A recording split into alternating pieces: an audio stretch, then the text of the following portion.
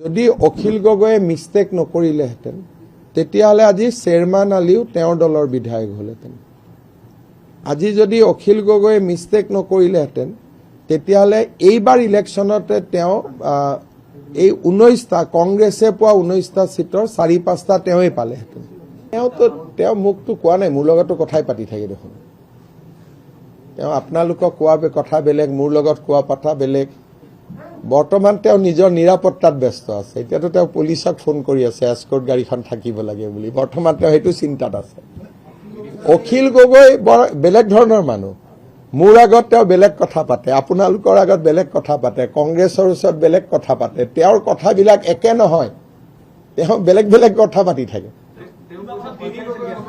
মই নাজানো তেওঁ কিয় এস্কৰ্ট লাগে। আমিতো এস্কৰ্ট পাৰিলে এৰি দিয়াৰ মতলবত থাকোঁ। তেওঁ এতিয়া IGPক SBক ফোন কৰি আছে এস্কৰ্ট। কালিৰ কাৰণেতো মই এস্কৰ্টখন দি দিছিলোঁ। কালি তেওঁ এনেই হুলস্থুল লগাই দিলে যে কৌশল দুৱৰীয়ে তেওঁক মাৰিব বুলি। মাৰিলে নেকি? তেওঁ হেডলাইনত থাকিবৰ কাৰণে কিবা কিবি কথা কৈ থাকে। যোৱাকালি তেওঁ কি পৰিৱেশ কৰি দিছিলে যে তেওঁক মাৰিবই। 3খন চিঠি লিখিলোঁ মই, এইবোৰ কৰি থকা নাছিল জানো? সৰু ল'ৰাৰ দৰে কিবা এটা কুটকুটাই থাকে। আৰু যেতিয়া একো কাম নাথাকে তেতিয়া তেওঁৰ একদম সন্মানীয় বৃদ্ধা মাতৃগৰাকীক কষ্ট দিয়া আৰম্ভ কৰে। যেতিয়া বেলেগ একো নাথাকে তেতিয়া আমাৰো একে বয়সৰ মা আছে, ইয়াত লৈ আহিব তাত লৈ আহিব, কষ্ট দি থাকে। মোৰ দেখিলে বেয়া লাগে। লাষ্টত যেতিয়া কেইদিনমান একো কাম নাথাকে তেওঁ সেইটো কামত লাগি যায়। ক'ত এছেম্বলিত তেওঁ কথা কেতিয়া কয়? মইতো আজিলৈকে তেওঁক এছেম্বলিত কথা কোৱা শুনা নাই। আমি ৰাতিপুৱা তেওঁক পীযুষে ফোন কৰি দিয়ে যে দাদা আজি কষ্টত আছো, অলপ অখিলদা জমাই থাকিব। তেওঁ জমাই থাকে। মইতো এছেম্বলিত কথা কোৱা তেওঁক কেতিয়াও শুনা নাই। পীযুষে যেনেকে কয় তেওঁ তেনেকে কৰি থাকে। মইতো আজিলৈকে কথা পতা শুনা নাই।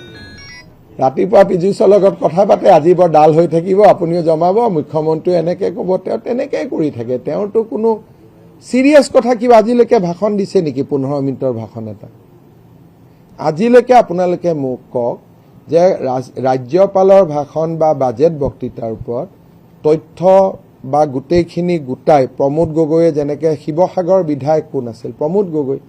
প্ৰমোদ গগৈ ডাঙৰীয়াই যেনেকে বিধানসভাত ভাষণ দিছিলে তেনেকুৱা আজিলৈকে অখিল গগৈ এটাও ভাষণ দিছে নেকি?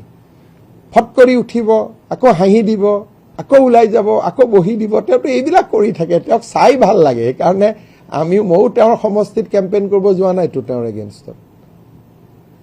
মই এটা সমষ্টিতে হিন্দু প্ৰধান এটা সমষ্টিতে কেম্পেইন কৰিব যোৱা নাই, সেইটো হ'ল শিৱসাগৰ।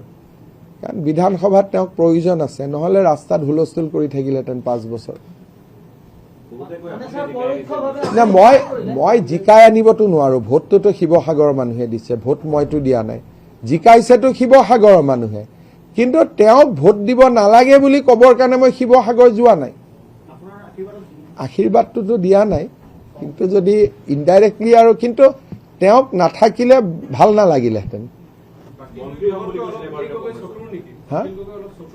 চতুৰ নহয়, ভাল লাগে। তেওঁ ফেচবুক চাব গোটেইখিনি। তেওঁক ভাল লাগে মুঠতে চাই পেলাই। তেওঁ এই 5 বছৰ যদি এছেম্বলিত নাথাকিলেহেঁতেন, এই অমুকত আন্দোলন তমুকত আন্দোলন এইবিলাক কৰি ঘূৰি ফুৰিলেহেঁতেন। এতিয়া এছেম্বলিতে থাকিব, তেওঁ মনত ভাবে তেওঁ এটা এছেম্বলিত বহুত ডাঙৰ ভূমিকা পালন কৰে বুলি। ঠিক আছে, ভাবি থাকিলে হ'ল। তেওঁ এছেম্বলিত থকাটো আমাৰ কাৰণে ভাল। এটা ভালো লাগি থাকে, এণ্টাৰটেইনমেণ্টো হৈ থাকে।